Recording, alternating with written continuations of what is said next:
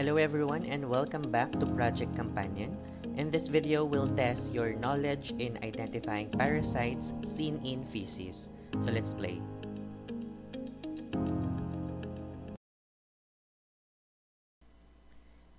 So our instruction is very simple. So you have to identify the parasite based on the given picture. So I'll give you 10 seconds to finalize your answer and we'll discuss the correct answer. Let's start with number 1.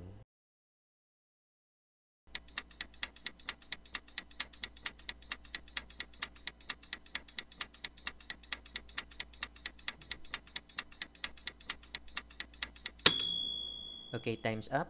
So if you need more time, you may pause the video before we proceed to the correct answer. So the correct answer is corticated Ascaris lumbricoides ova. So it has 3 layers, the inner vitelline or lipoidal or lecithin layer, which is not found on unfertilized egg, the middle glycogen layer, and the outermost mammillation or corticated layer. So here are other forms of Ascaris lumbricoides ova. So the left one is the unfertilized ova. So this has no inner lipoidal, vitelline, or lecithin layer. While for the decorticated one, it has no outer mammillation or corticated layer.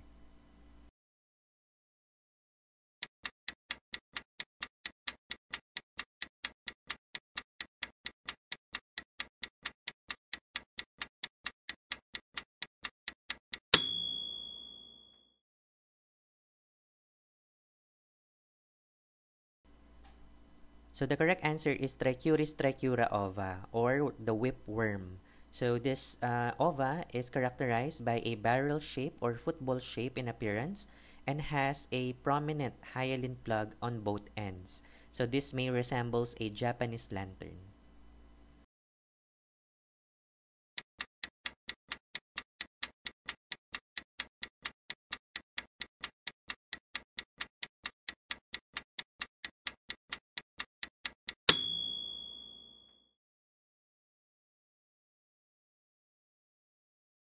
So the correct answer is Enterobius vermicularis ova, or the pinworm. So the ova of this parasite is elongated, flattened on one side, which may resemble a D shape. So once these ova are laid, they are already embryonated or developed. So it contains 2 layers. So we have the albuminous layer and the lipoidal layer or membrane. So compared to Ascaris lumbricoides ova, it has no glycogen layer, and remember, it contains a tadpole-like embryo. So in terms of the specimen, 5% of these ova are recovered in stool. 95% are better when acquired by the Graham Scotch tape method.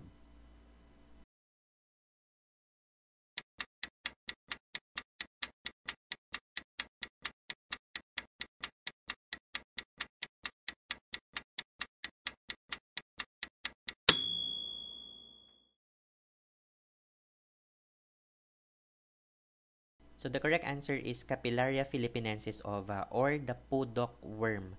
So this is a local parasite found or firstly discovered in the Philippines. So this is similar to Trichuris trichura ova but is smaller. So in terms of appearance, this is guitar or peanut shape with flattened bipolar mucus plugs.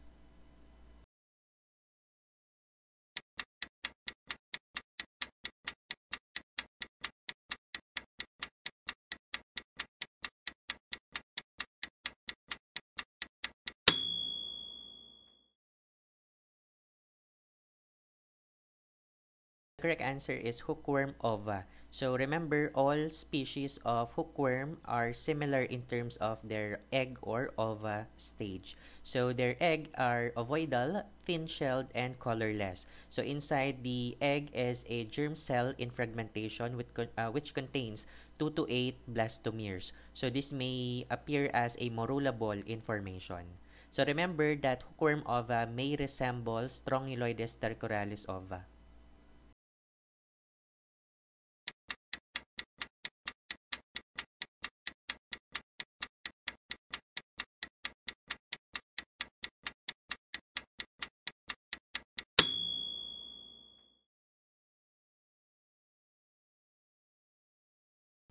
So the correct answer is Taenia species ova. So this may be Taenia solium or Taenia saginata.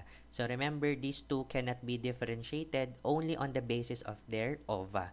So these ova are spherical and striated in appearance with a hexecant embryo. So when we say hexecant, that means the embryo contains 6 hooklets inside.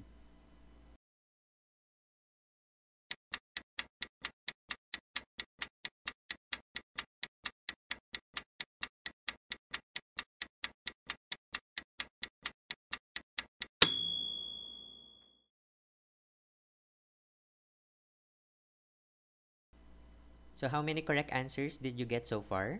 So for this one, this is Hymenolapis naina ova. So this is also known as the dwarf tapeworm. So the ova of this tapeworm contains an oncosphere with 2 polar thickenings from which arise 4 to 8 polar filaments. I don't know if you can see this, but the polar filaments are located, okay, on the polar thickening of the embryo.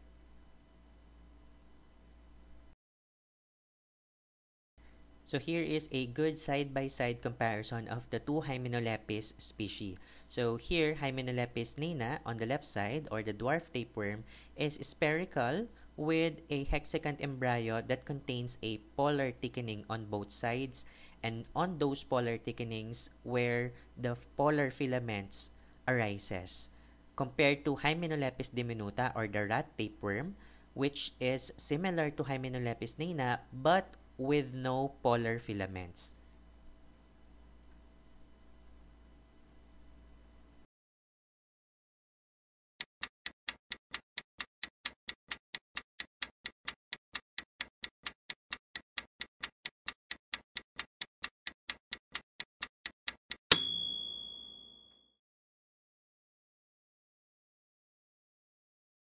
So the correct answer is Dipylidium caninum ova. So this is also known as the dog tapeworm.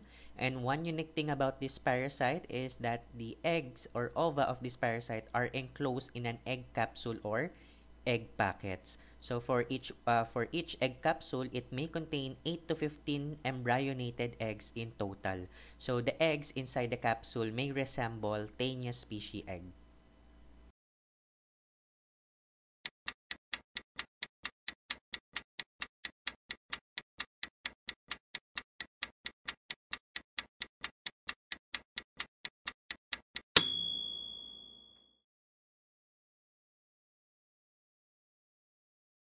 So this one is a little bit harder to identify because it may resemble some parasites. So the mode of transmission of this parasite is through ingestion of contaminated raw freshwater fish. So this is Diphyllobothrium latum ova, or also known as the broadfish tapeworm. So this is the ova of this parasite is oval or ellipsoidal and may range in size from 55 to 75 micrometers in length by 40 to 50 micrometers in width. So remember the structures. The first one is an operculum, which is a lid-like structure that opens up once exposed to water. Opposite on the operculum is what we call the small knob, which may be discernible. So that means it may or may not be visible by the naked eye. Remember, this is very similar to the Paragonimus westermani ova. But remember, these two are different in terms of specimen. Diphyllobothrium latum ova is acquired via stool or feces, while Paragonimus westermani ova is acquired by sputum.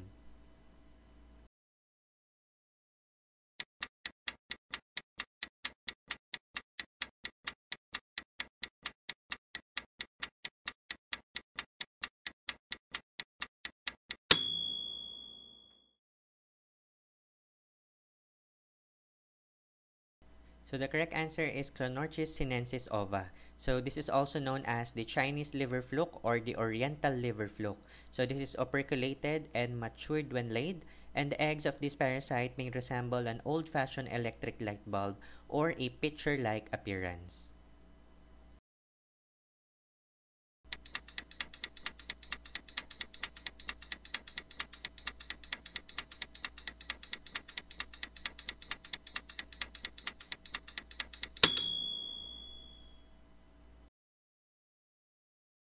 Correct answer is Schistosoma mansoni ova.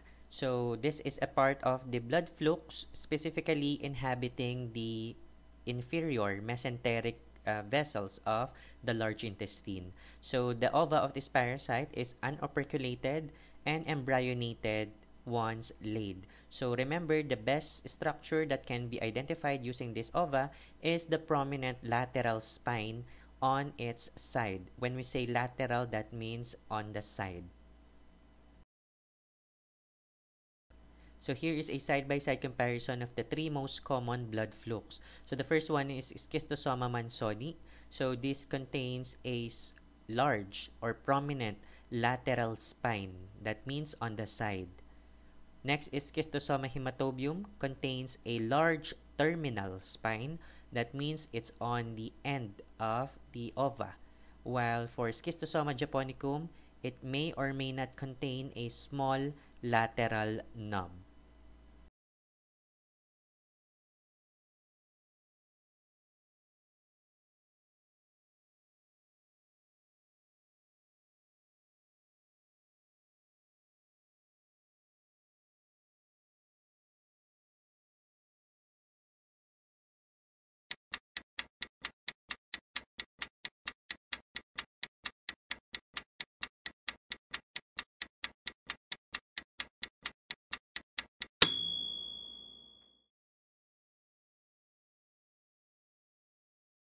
So the correct answer is Entamoeba histolytica tropozoite. So this is the causative agent of amoebic dysentery, or in layman's term, this is a diarrhea with blood and mucus. So the tropozoite of this parasite contains a single nucleus, just like here on this picture, with a centrally located karyosome.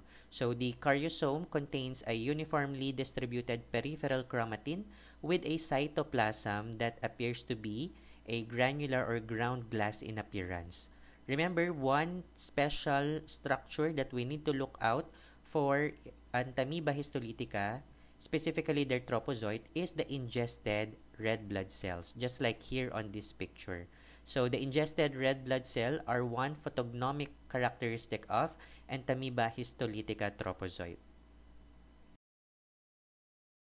So in this picture is an Entamoeba histolytica cyst. So remember, cyst is the infective stage of the parasite. So remember, if there is no presence of tropozoite with ingested red blood cell, we report Entamoeba histolytica cyst as Entamoeba histolytica / Entamoeba dispar. Remember, Entamoeba dispar is very morphologically similar to Entamoeba histolytica cyst. So in this picture, it's in a concentrated wet mount stained with iodine. That's why it's color yellow or brown. So in the arrow pointed, that is the chromatoid body. So it contains a blunt and rounded ends. So in this particular picture, the cyst contains two two nucleus in total. So remember, to know if the cyst is already mature, it should contain 4 in total, no? In cases of Entamoeba histolytica cyst.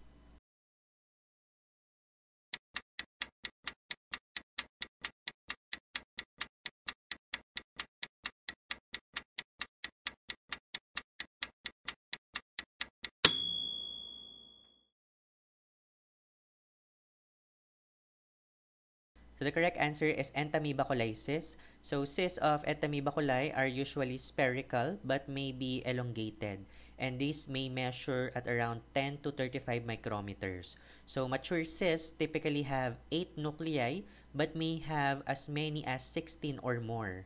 So remember, one unique thing about Entamoeba coli is this is the only Entamoeba species found in humans that has more than 4 nuclei in the cyst stage. Just like here on this picture, so all of these are nuclei. So multiple, more than 4. So the nuclei may be seen in unstained as well as stained specimens.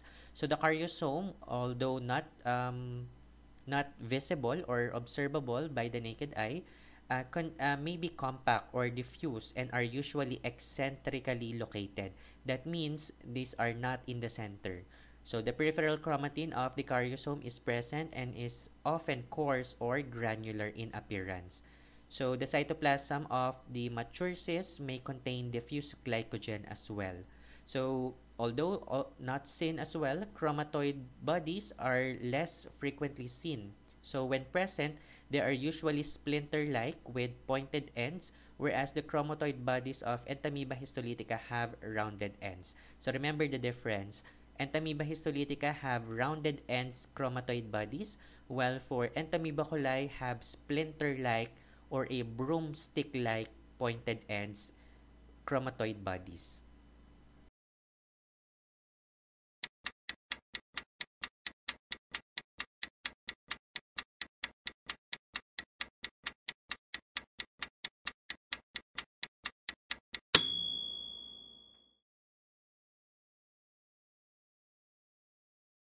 So the correct answer is Endolimax nana. So this is the smallest amoeba, which measures at around 6 to 12 micrometers and have a single nucleus that contains a blood-like karyosome, just like here on this picture. So remember, that is one of the best characteristic to identify this parasite.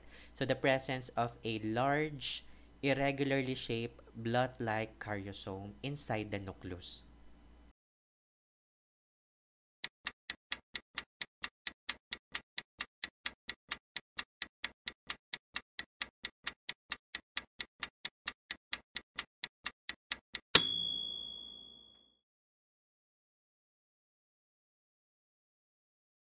So the correct answer is Iodamoeba buchli cis. So this is also known as the iodine-loving amoeba because once stained with iodine, the large glycogen vacuole appears, no, or is very evident. So this is spherical to ellipsoidal in shape with a single nucleus that has a large eccentric karyosome, just like here on this picture. But one unique thing about this parasite, specifically the cyst of this parasite, is the presence of the large glycogen vacuole upon staining. So in this picture, this is stained with trichrome stain, one of the best or most commonly used stain for protozoans.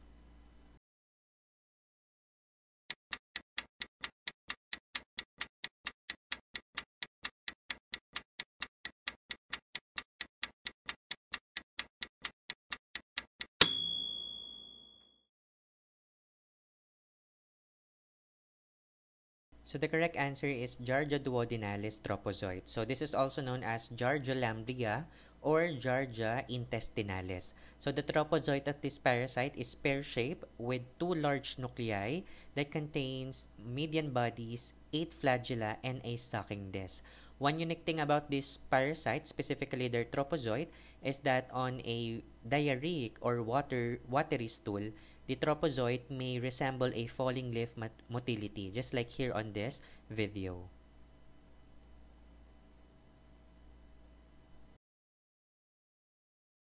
So this is Giardia duodenalis. This is oval to ellipsoid in appearance and contains 2 to 4 nucleus in total. So this may resemble an old man with glasses.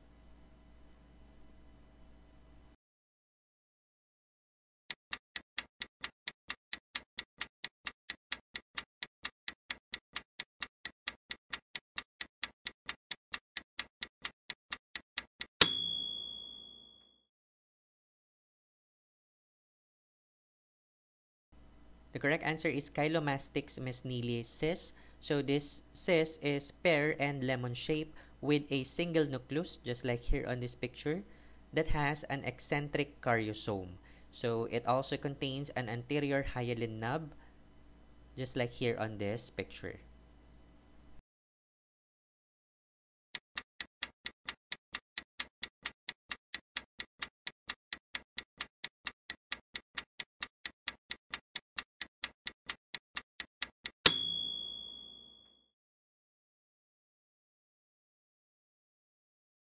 So the correct answer is Balantidium coli tropozoite. So this is the only ciliate that is medically important. So it moves using cilia that are hair-like structures that propels the organism. So the tropozoite of this parasite contains cilia on the cell surface, a cytostome, which is a mouth, and a bean-shaped macronucleus, which is, when we say macronucleus, that means a large nucleus that is observable or visible by the naked eye, and a smaller, less conspicuous micronucleus. So this tropozoite may resemble a boring rotary motion or a thrown ball motion.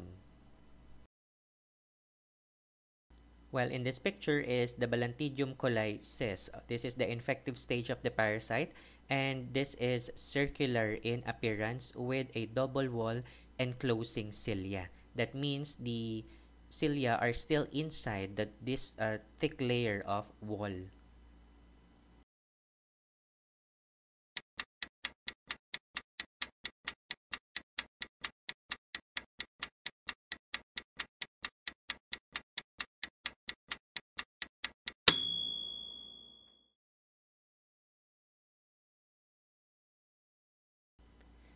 So the correct answer is Cytoisospora belli oocysts. So the oocysts of Cytoisospora belli are large and have a typical ellipsoidal shape.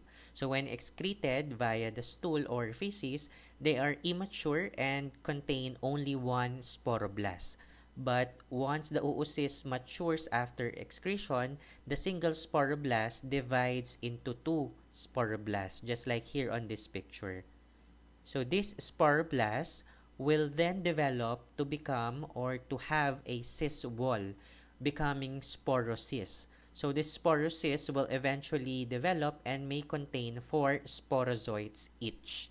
So Cytoisospora have the capability or ability to autofluoresce using or under ultraviolet microscopy. So that ends our parasitology quiz for parasites seen in feces. If you want more videos like this, please let me know on the comment section below what group of parasite you want me to prepare next. Don't forget to subscribe if you like this video. See you next time.